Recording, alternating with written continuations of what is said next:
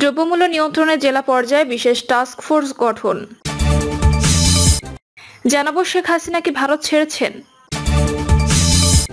স্বৈরাচারী হাসিনা ফিরলে দেশ হবে জল্লাদের উল্লাসভূমি, বলছেন রিজভী। জানাবো আবু সাইদকে সন্ত্রাসী আখ্যা দিয়েছিলেন সেই নির্বাহী ম্যাজিস্ট্রেট। এবং সর্বশেষ জানাবো বিশ্বের সবচেয়ে প্রভাবশালী মুসলিমদের তালিকায় ডক্টর ইউনূস। শুনছিলেন সংবাদ শিরোনাম, এবারে বিস্তারিত। দ্রব্যমূল্য নিয়ন্ত্রণে জেলা পর্যায়ে বিশেষ টাস্ক ফোর্স গঠন।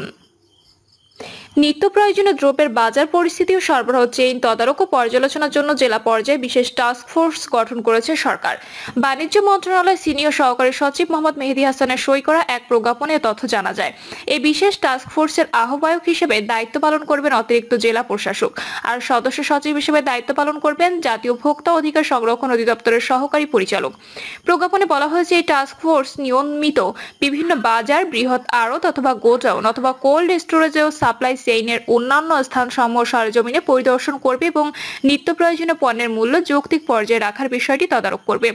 এছাড়াও টাস্ক ফোর্স উৎপাদন, পাইকারি ও ভোক্তা পর্যায়ের মধ্যে যাতে দামের পার্থক্য ন্যূনতম থাকে তা নিশ্চিত করবে এবং সংশ্লিষ্ট সকল স্টেক হোল্ডারদের সঙ্গে মত বিনিময় সভা করবে। শেখ হাসিনা কি ভারত ছেড়েছেন? দীর্ঘ 15 বছরের শাসনামল ফেলে মাত্র 45 মিনিটের নোটিশে দেশ ছাড়ছে বাধ্য হন সাবেক প্রধানমন্ত্রী শেখ হাসিনা। গত 5 আগস্টে সেই ঐতিহাসিক গণ অভ্যুত্থানের পর থেকে এতদিন ভারতের অবস্থান করেছিলেন তিনি। ইতিমধ্যে অন্তর্বর্তী সরকার তার কূটনৈতিক পাসপোর্ট বাতিল করে দেওয়ার ভারতে থাকার বিষয়টি নিয়েও জটিলতা দেখা যায়। এরপর গুঞ্জন ছড়িয়ে পড়ে ভারত থেকে তিনি অন্য কোনো দেশে পাড়ি জমাতে পারেন, তবে ইউরোপ নাকি মধ্যপ্রাচ্যের কোনো দেশে যাবেন সে বিষয়ে কোনো তথ্য পাওয়া যাচ্ছিল না। এ নিয়ে ভারত সরকার স্পষ্ট করে কিছুই জানাননি। অবশেষে খবর বেরিয়েছে তিনি ভারত ছেড়ে কোনো দেশে পাড়ি জমিয়েছেন। বাংলাদেশে একটি বেসরকারি স্যাটেলাইট চ্যানেলের অনলাইন পোর্টালে এ নিয়ে একটি সংবাদ প্রকাশ হয়েছে। সেখানে দাবি করা হয় শেখ হাসিনা ভারত থেকে মধ্যপ্রাচ্যের দেশ সংযুক্ত আরব আমিরাতে গেছেন। ওই প্রতিবেদনে উল্লেখ করা হয় দেশটির আজমান শহরে তিনি আশ্রয় নিয়েছেন বলে ধারণা করা হচ্ছে।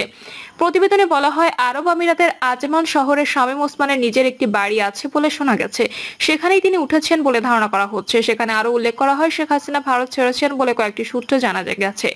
এর আগে শামীম ওসমানকে দিল্লিতে নিজামুদ্দিন আউলিয়ায় দেখা যায়, সেই ছবিও গণমাধ্যমে আসে। এর কিছুদিন পর দুবাইয়ের একটি শপিং মলে দেখা গেল শামীম ওসমানের। সেখানে থেকে ধারণা পাওয়া যায় সংযুক্ত আরব আমিরাতের অবস্থান করছেন শামীম ওসমান। সম্প্রতি তানভীর নামে এক মার্কিন প্রবাসীর সঙ্গে শেখ হাসিনার কথোপকথনের অডিও ভাইরাল হয়। সেখানে শেখ হাসিনাকে বলতে শোনা যায় তিনি দেশের খুব কাছে আছেন, যেন চট করে ঢুকে পড়তে পারেন। এদিকে শেখ হাসিনার বিরুদ্ধে দেশে শতাধিক হত্যা মামলা হয়েছে। ফলে ডক্টর ইউনূসের সরকার চায় শেখ হাসিনাকে দেশে ফিরিয়ে এনে বিচারের মুখোমুখি করতে। স্বৈরাচার হাসিনা ফিরলে দেশ হবে জল্লাদের উল্লাসভূমি, বলছেন রিজভী। বিএনপি সিনিয়র যুগ্ম মহাসচিব রুহুল কবির রিজভী বলেছেন পতিত স্বৈরাচারের পুনর্বাসন হলে বাংলাদেশ হবে জল্লাদের উল্লাসভূমি। যারা এতদিন গুম, খুন আর আয়নাঘরের সংস্কৃতি তৈরি করেছিল তাদের যদি পুনর্বাসন হয় তাহলে এদেশে আর মানুষ বসবাস করতে পারবে না। এদেশ হবে জল্লাদের উল্লাসভূমি। এখানে গণতন্ত্র, কথা বলা, মত প্রকাশের স্বাধীনতা চিরদিনের জন্য গোরস্থানে চলে যাবে। রিজভী বলেন কেউ কেউ যখন স্বৈরাচারের পুনর্বাসনের কথা বলে তখন বিপজ্জনক বার্তা দেয় জনগণের কাছে।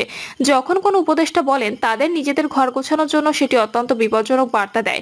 স্বৈরাচারের প্রশ্নে সবাইকে সজাগ থাকার আহ্বান জানিয়ে তিনি বলেন এখনো যারা গণতন্ত্রের সুফল ভোগ করছেন, আন্দোলন এবং বিপ্লবের সুবিধা নিচ্ছেন, বিভিন্ন পদে যাচ্ছেন, তারা যখন বলেন আওয়ামী লীগের ঘর গোছানো উচিত, এই ধরনের বার্তা দেন, তখন এটা সাংঘাতিক ধরনের মরণঘাতী বার্তা। এটা হতে পারে না। রিজভী বলেন আজকে যারা বিভিন্ন জায়গায় সেই স্বৈরাচার, গুম, খুন, আয়নাঘরের সংস্কৃতি চালু করেছিল তারা গণতন্ত্রকামী মানুষকে ধরে নিয়ে গিয়ে আয়নাঘরে বছরের পর বছর আটকে রেখেছিল, তাদের হাত পা পঙ্গু করে দিয়েছে। তিনি বলেন যাদের জীবন কেড়ে নিয়েছে সেসব পুলিশ কর্মকর্তাদের পোস্টিং দেওয়া হচ্ছে, কাউকে গুলশানে, কাউকে গুলিস্তানে, কাউকে মিরপুরে, কাউকে আজিমপুরে। সেসব ঘাপটি ধরা পুলিশ কর্মকর্তাদের সেখানে রাখা হয়েছে।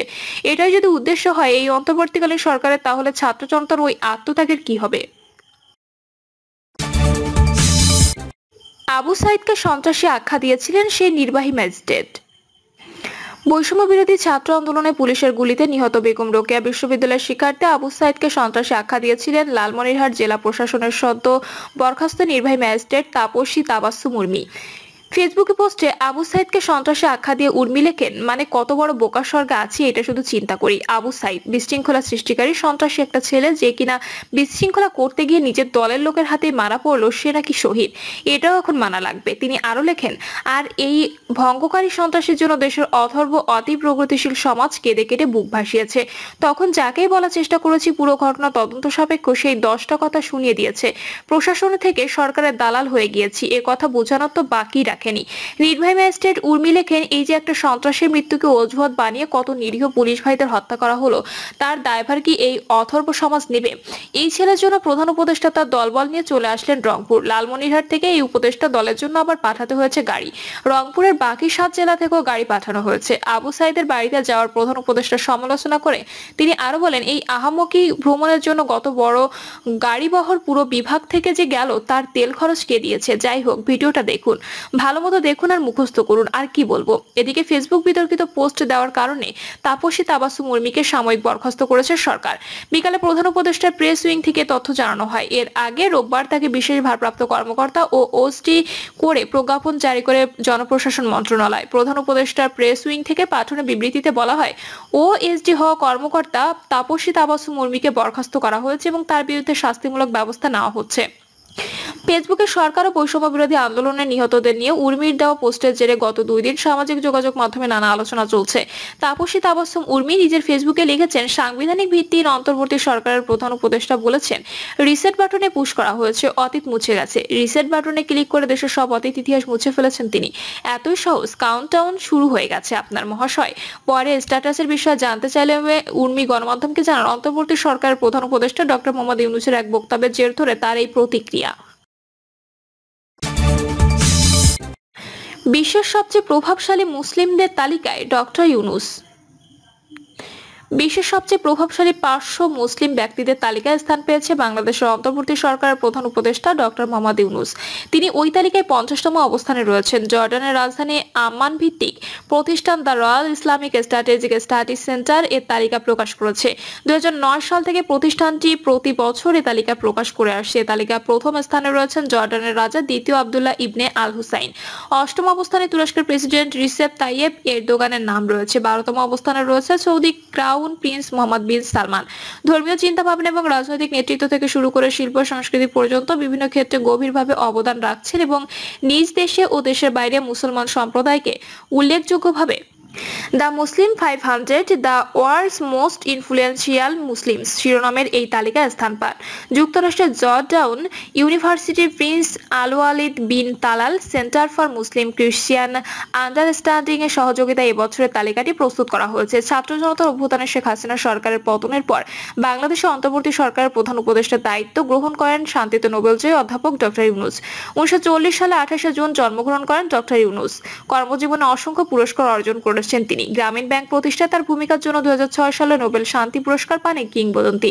প্রতিষ্ঠানটি জামানত ছাড়াই ক্ষুদ্র ঋণ প্রদানের মাধ্যমে লাখো সুবিধা বঞ্চিত মানুষের ক্ষমতায়ন করেছে। প্রিয় দর্শক, এই ছিল এখনকার সর্বশেষ সংবাদ। আপডেট সব সংবাদ পেতে চ্যানেলটি সাবস্ক্রাইব করে বেল আইকনটি ক্লিক করে রাখুন।